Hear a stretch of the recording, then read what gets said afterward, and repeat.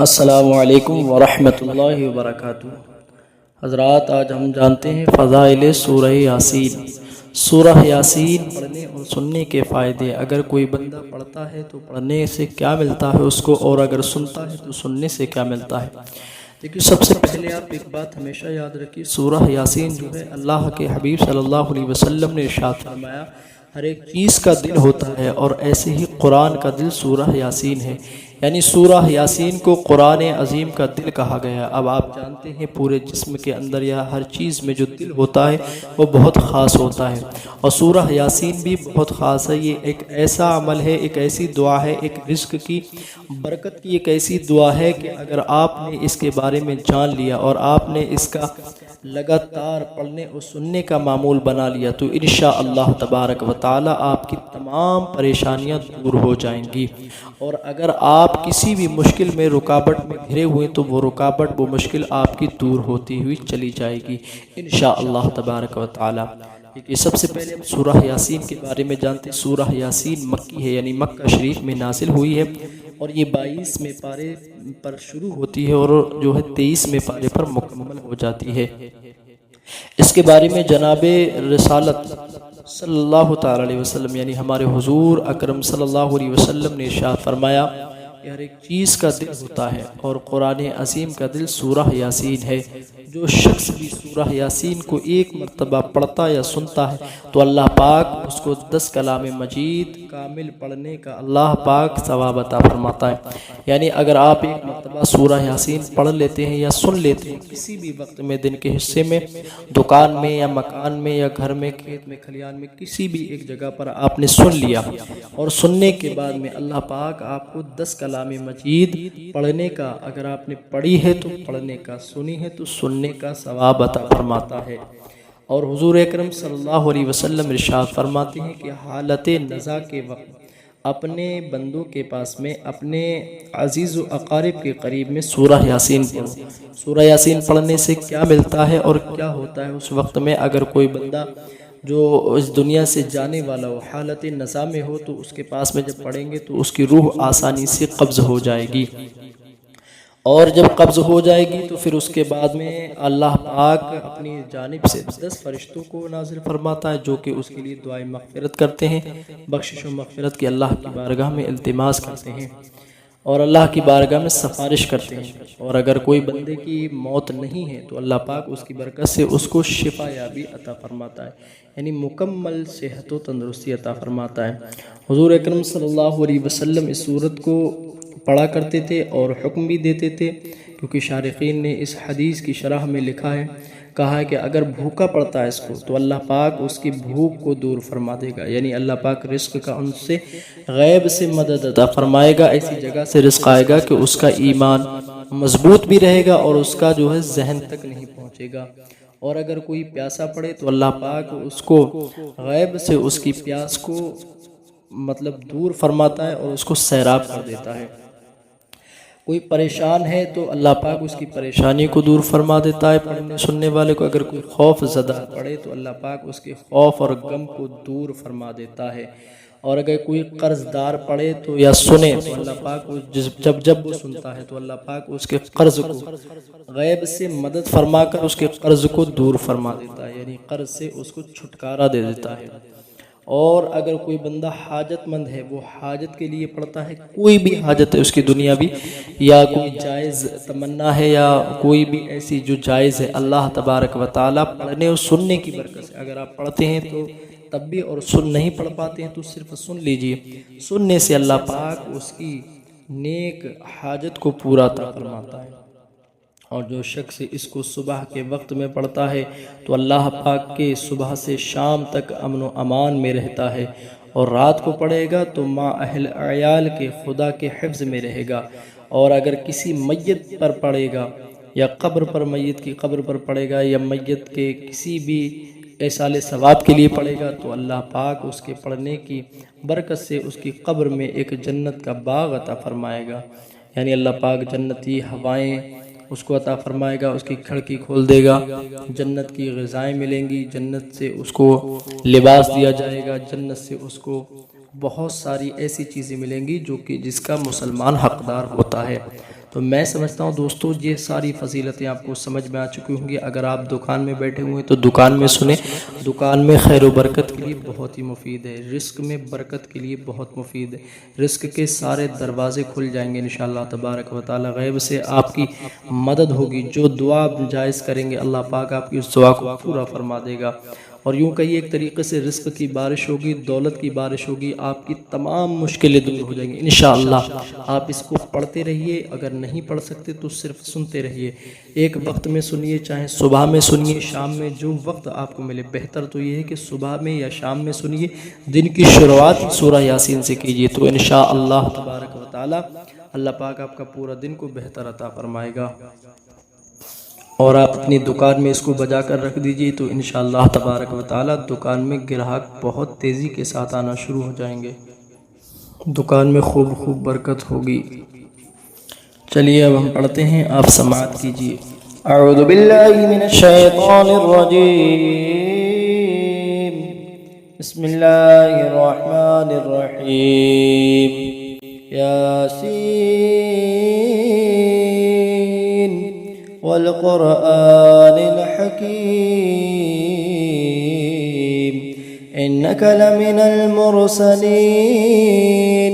अला सिरातिम मुस्तक़ीम, तंज़ीलल अज़ीज़िर रहीम, लितुंज़िर क़ौमन मा उन्ज़िर आबाउहुम फ़हुम गाफ़िलून, लक़द हक़्क़ल क़ौलु अला अक्सरिहिम फ़हुम ला युमिनून। इन्ना जअलना फ़ी अअनाक़िहिम अग़लालन फ़हिय इलल अज़क़ानि फ़हुम मुक़महून, वजअलना मिन बैनि ऐदीहिम सद्दन वमिन ख़ल्फ़िहिम सद्दन फ़अग़शयनाहुम फ़हुम ला युबसिरून। वसवाउन अलैहिम अअन्ज़रतहुम अम लम तुन्ज़िरहुम ला युमिनून। इन्नमा तुन्ज़िरु मन इत्तबअ ज़िक्र वख़शिय अर्रहमान बिलग़ैब, फबश्शिरहु बिमग़फ़िरतिन वअज्रिन करीम। इन्ना नहनु नुह्यिल मौता वनक्तुबु मा क़द्दमू वआथारहुम वकुल्ल शैइन अहसयनाहु फ़ी इमामिन मुबीन। वضرب لهم مثلا أصحاب القرية إذ جاءها المرسلون إذ أرسلنا إليهم اثنين فكذبوهما فعززنا بثالث فقالوا إنا إليكم مرسلون. قالوا ما أنتم إلا بشر مثلنا وما أنزل الرحمن من شيء إن أنتم إلا تكذبون. قالوا ربنا يعلم إنا إليكم لمرسلون وما علينا إلا البلاغ المبين. قالوا إنا تطيرنا بكم لئن لم تنتهوا لنرجمنكم وليمسنكم منا عذاب أليم. قالوا طائركم معكم أئن ذكرتم بل أنتم قوم مسرفون. وجاء من أقصى المدينة رجل يسعى قال يا قوم اتبعوا المرسلين اتبعوا من لا يسألكم أجرا وهم مهتدون. وما لي لا أعبد الذي فطرني وإليه ترجعون. أتخذ من دونه آلهة إن يردني الرحمن بضر لا تغني عني شفاعتهم شيئا ولا ينقذون إني إذا لفي ضلال مبين إني آمنت بربكم فاسمعون قيل ادخل الجنة قال يا ليت قومي يعلمون بما غفر لي ربي وجعلني من المكرمين وما أنزلنا على قومه من بعده من جود من السماء وما كنا منزلين إن كانت إلا صيحة واحدة فإذا هم خامدون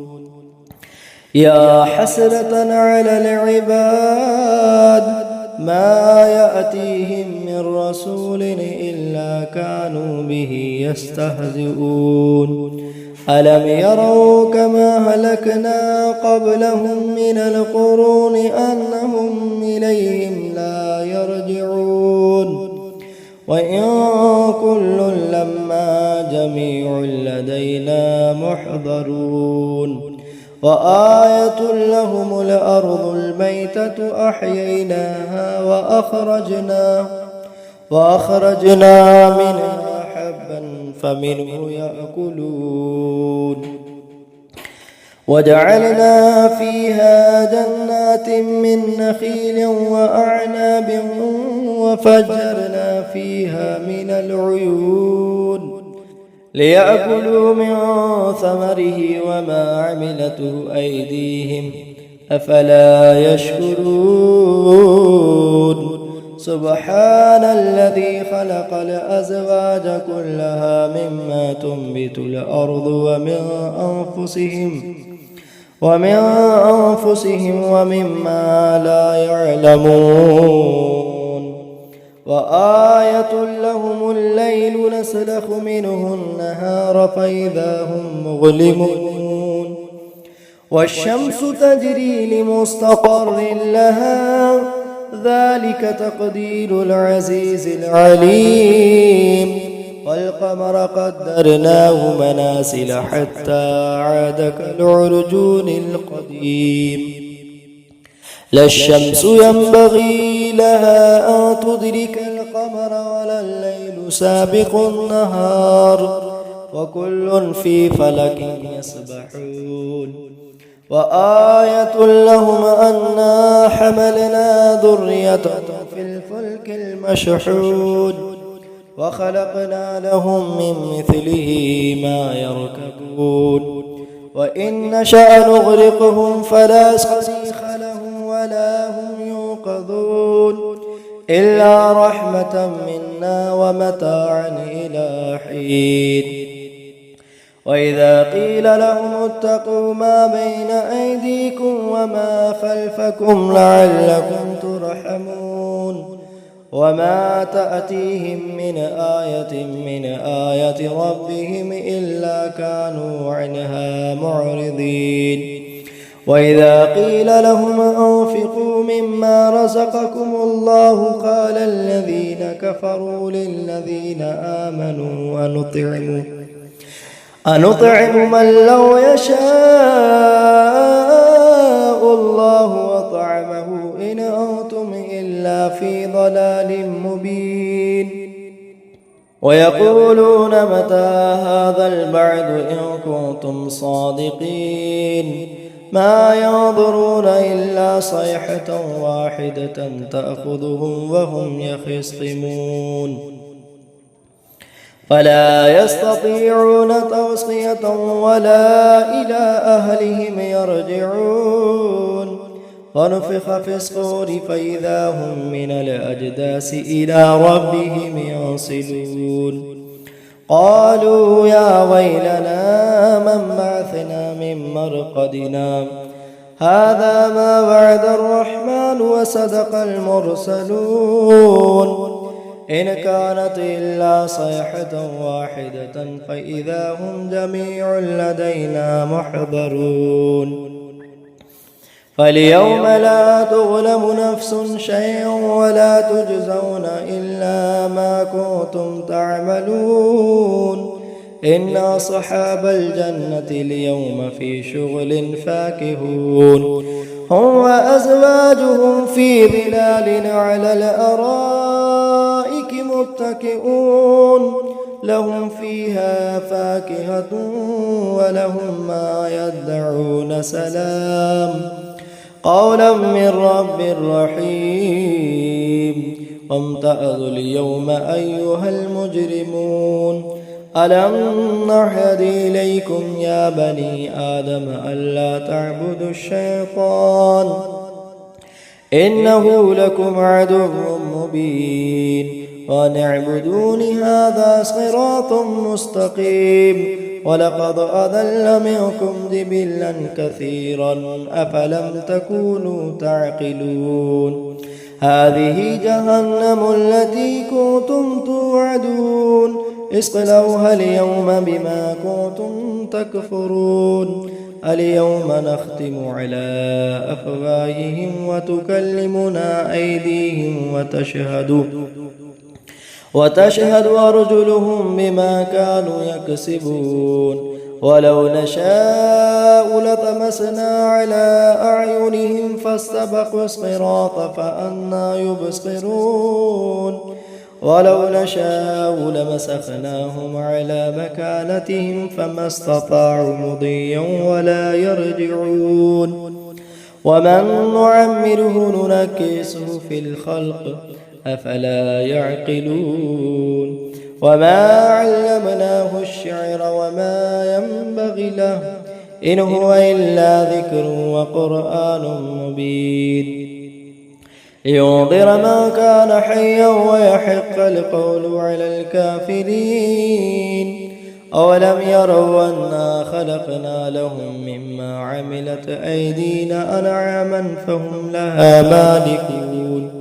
وذللناها لهم فمنها ركوبهم ومنها يأكلون ولهم فيها منافع ومشارب أفلا يشكرون واتخذوا من دون الله آلهة لعلهم ينصرون لا يستطيعون نصرهم وهم لهم جند محضرون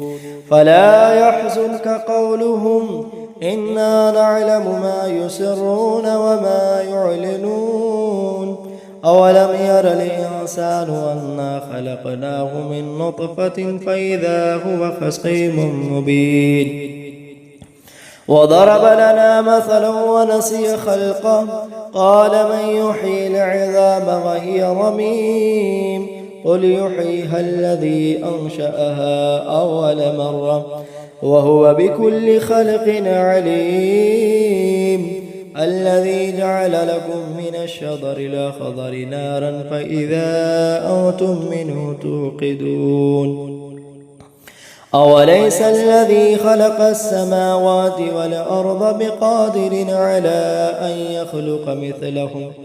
بلى وهو الخلاق العليم إنما أمره إذا أراد شيئا أن يقول له كن فيكون فسبحان الذي بيده ملكوت كل شيء وإليه ترجعون ياسين والقرآن الحكيم إنك لمن المرسلين على صراط مستقيم تنزيل العزيز الرحيم لتنذر قوما ما أنذر آباؤهم فهم غافلون لقد حق القول على أكثرهم فهم لا يؤمنون إنا جعلنا في أعناقهم أغلالا فهي إلى الأذقان فهم مقمحون وجعلنا من بين أيديهم سدا ومن خلفهم سدا فأغشيناهم فهم لا يبصرون وسواء عليهم أأنذرتهم أم لم تنذرهم لا يؤمنون إنما تنذر من اتبع الذكر فخشي الرحمن بالغيب فبشره بمغفرة وأجر كريم إنا نحن نحيي الموتى ونكتب ما قدموا وآثارهم وكل شيء أحصيناه في إمام مبين واضرب لهم مثلا أصحاب القرية إذ جاءها المرسلون إذ أرسلنا إليهم اثنين فكذبوهما فعززنا بثالث فقالوا إنا إليكم مرسلون قالوا ما أنتم إلا بشر مثلنا وما أنزل الرحمن من شيء إن أنتم إلا تكذبون قالوا ربنا يعلم إنا إليكم لمرسلون وما علينا إلا البلاغ المبين قالوا إنا تطيرنا بكم لئن لم تنتهوا لنرجمنكم وليمسنكم منا عذاب أليم قالوا طائركم معكم أئن ذكرتم بل أنتم قوم مسرفون وجاء من أقصى المدينة رجل يسعى قال يا قوم اتبعوا المرسلين اتبعوا من لا يسألكم أجرا وهم مهتدون وما لي لا أعبد الذي فطرني وإليه ترجعون أتخذ من دونه آلهة إن يردني الرحمن بضر لا تغني عني شفاعتهم شيئا ولا ينقذون إني إذا لفي ضلال مبين إني آمنت بربكم فاسمعون قيل ادخل الجنة قال يا ليت قومي يعلمون بما غفر لي ربي وجعلني من المكرمين وما أنزلنا على قومه من بعده من جود من السماء وما كنا منزلين إن كانت إلا صيحة واحدة فإذا هم خامدون يا حسرة على العباد ما يأتيهم من رسول إلا كانوا به يستهزئون ألم يروا كما هلكنا قبلهم من القرون أنهم إليهم لا يرجعون وإن كل لما جميع لدينا محضرون وآية لهم الأرض الميتة أحييناها وأخرجنا منها حبا فمنه يأكلون وجعلنا فيها جنات من نخيل وأعناب وفجرنا فيها من العيون ليأكلوا من ثمره وما عملته أيديهم أفلا يشكرون سبحان الذي خلق الأزواج كلها مما تنبت الأرض ومن أنفسهم ومما لا يعلمون وآية لهم الليل نسلخ منه النهار فإذا هم مظلمون والشمس تجري لمستقر لها ذلك تقدير العزيز العليم والقمر قدرناه منازل حتى عاد كالعرجون القديم لا الشمس ينبغي لها أن تدرك القمر ولا الليل سابق النهار وكل في فلك يسبحون وآية لهم أنا حملنا ذريتهم في الفلك المشحون وخلقنا لهم من مثله ما يركبون وإن نشأ نغرقهم فلا صريخ لهم ولا هم يوقظون إلا رحمة منا ومتاعا إلى حين وإذا قيل لهم اتقوا ما بين أيديكم وما خلفكم لعلكم ترحمون وما تأتيهم من آية ربهم إلا كانوا عنها معرضين وإذا قيل لهم أنفقوا مما رزقكم الله قال الذين كفروا للذين آمنوا أنطعم من لو يشاء الله وطعمه إن أنتم إلا في ضلال مبين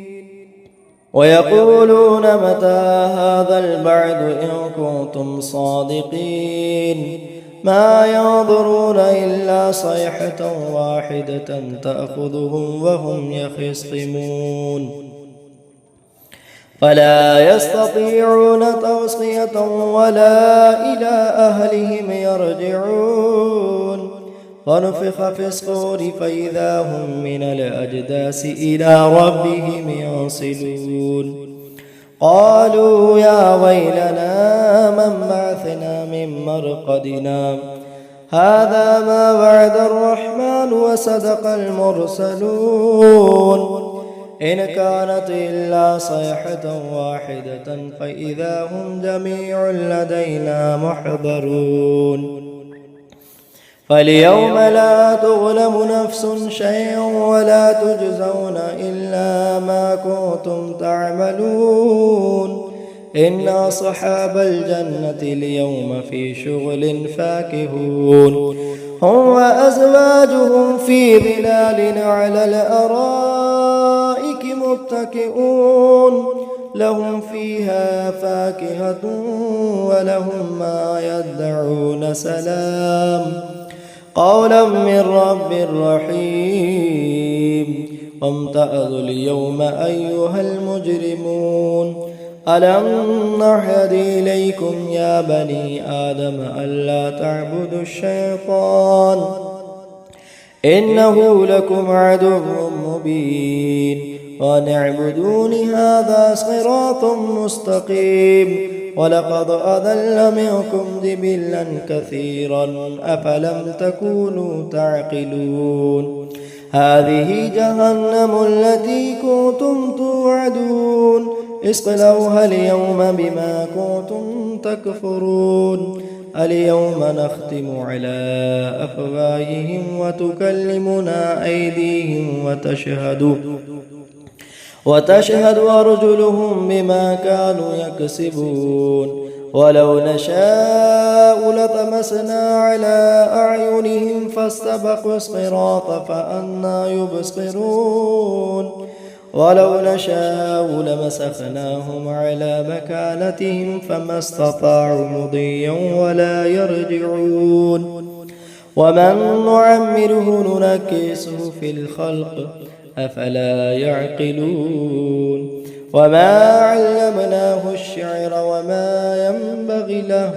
إن هو إلا ذكر وقرآن مبين لينذر من كان حيا ويحق القول على الكافرين أولم يروا أنا خلقنا لهم مما عملت أيدينا أنعاما فهم لها مالكون وذللناها لهم فمنها ركوبهم ومنها يأكلون ولهم فيها منافع ومشارب أفلا يشكرون واتخذوا من دون الله آلهة لعلهم ينصرون لا يستطيعون نصرهم وهم لهم جند محضرون فلا يحزنك قولهم إنا نعلم ما يسرون وما يعلنون أولم ير الإنسان أنا خلقناه من نطفة فإذا هو خصيم مبين وضرب لنا مثلا ونسي خلقه قال من يحيي العظام وهي رميم قل يحييها الذي أنشأها أول مرة وهو بكل خلق عليم الذي جعل لكم من الشجر الأخضر نارا فإذا أنتم منه توقدون أوليس الذي خلق السماوات والأرض بقادر على أن يخلق مثلهم بلى وهو الخلاق العليم إنما أمره إذا أراد شيئا أن يقول له كن فيكون فسبحان الذي بيده ملكوت كل شيء وإليه ترجعون. حضرات یہاں سے سورہ یاسین مکمل ہوئی. اب آئیے ہم مختصر سی دعا کرتے ہیں، اس میں شامل ہے یہ یا اللہ پاک جو ہم نے سورہ یاسین پڑھی ہے اس کی فضیلت بیان کی ہے، مولا جو پڑھنے میں فضیلت بیان کرنے میں کوئی غلطی خامی ہوئی مولا اسے معاف عطا فرما. یا اللہ پاک ہماری ان دعاؤں کو اپنے حبیب کے وسیلے سے قبول فرما. یا اللہ جو ہم نے سورہ یاسین پڑھی اللہ کی رضا کے لیے مولا سے قبول فرما. اس کا پڑھنے سننے کا ثواب اور اس کا صدقہ ہم سبوں کو نصیب عطا فرما. سورہ یاسین کی فضیلت و برکت سے مولا تبارک و تعالی ہم سب کی تمام پریشانیوں کو دور فرما، بیماروں کو شفا عطا فرما، قرض داروں کو قرض سے نجات عطا فرما، ہر بلا سے ہر وبا سے سب کی حفاظت فرما. ایمان، عقیدے، جان، مال، عزت، آبرو، کاروبار، دکان و مکان، مولا ملک ہندوستان، مسجد و مدارس، علماء اکرام، حفاظ اکرام. یا اللہ پاک وقف بورڈ کی زمین، فلسطین و غزہ کے مظلوم مسلمان، تمام عالم اسلام کے مظلوم مسلمان اور خاص کر کے اس ملک ہندوستان کی حفاظت فرما. یا اللہ ہمیں حضور پاک صلی اللہ علیہ وسلم سے سچی پکی محبت عطا فرما. یا اللہ ہم سب کی تمام پریشانیوں کو دور فرما دے. جو بیمار ہے مولا انہیں شفا عطا فرما دے، جو قرض میں مبتلا ہے مولا انہیں قرض سے نجات عطا فرما دے.